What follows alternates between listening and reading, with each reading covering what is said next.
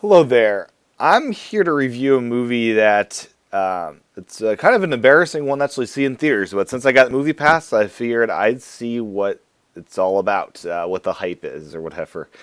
So I did end up going to see the final, thankfully, the final Twilight movie, Breaking Dawn Part 2. And, it was it's an interesting thing to go see that in theaters, as it's not the most manliest of movies. But anyways, the Twilight series. So I felt compelled to just see the different films, just see what they're about, so I'm not ignorant towards what's in them and what the topic matter is and what the stories are about, things like that. And the final film, I'd say, is was an okay movie, right? Of the five films that have come out, or four films, I forget how many there are. I have five films now. I'd say this is either number one or two in that list of five. And the thing is, the first film I thought was pretty good as far as storytelling is, and all of that. I thought the ones in between one and this last one were drawn out and could have gone a lot faster, and they could have made this into a trilogy instead of a quint trilogy or whatever, a five-movie series.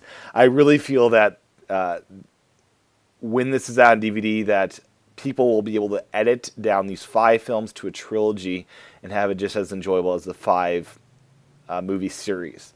That the middle three films, or four films, I should say, or middle three films. So middle three films, I think they are stretched out so much that they can be condensed down into a single film, and tell a story just as well. So beyond just that, so first off, the fifth film was very well done. I thought it didn't have too much of the gimmicky stuff with going in the sunlight and diamondizing and things like that. It was more about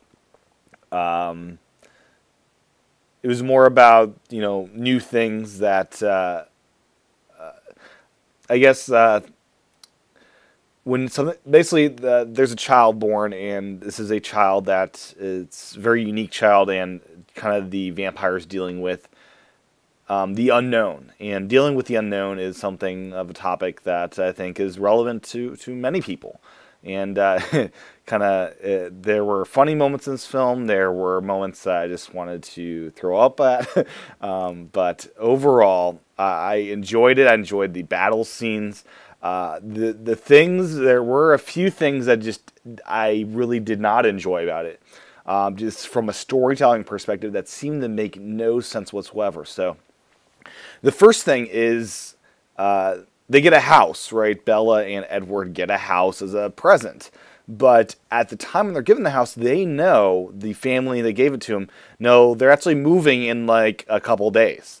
And it made no sense to me, why get this house all set up and pretty and looking good when, in fact, you're going to be moving. That makes no sense to me. And the house was not really, they didn't go to the house very often, and it seemed like a weird thing to have in there. And it didn't seem to make a lot of sense, that being there. Another thing that really, bothered me about the storytelling part of this was, what else was there? Oh, it was the end battle scene. I don't want to give it away, but it felt like a kind of like a cheap thing to try to have best of both worlds. And when you see it, you'll know what I'm talking about. It did not feel. It felt kind of cheap the way they did it. So that was that with the end battle scene, and something I did enjoy actually was the end credits. How those were treated. They had all the characters from all five films in the end credits, and they had actual pages of the book as part of the end part of this movie, which I thought worked really well. That I hadn't seen that before, where the actual book is made in such high reference as it was in this film. So I thought that was well done. I thought the acting was pretty good. It wasn't as corny as the middle three movies, I thought, and I thought it was, as far as Twilight films go, one of the better ones. I think the first film and the fifth film are okay. and not terrible, terrible films. And then the middle three are a bit of a stretch. So those are my thoughts, my review on Breaking Dawn Part 2. It is in theaters now, and I'd say if you're forced to see it, it's not the worst of movies, and it's even halfway enjoyable if you just go and want to watch it without being forced.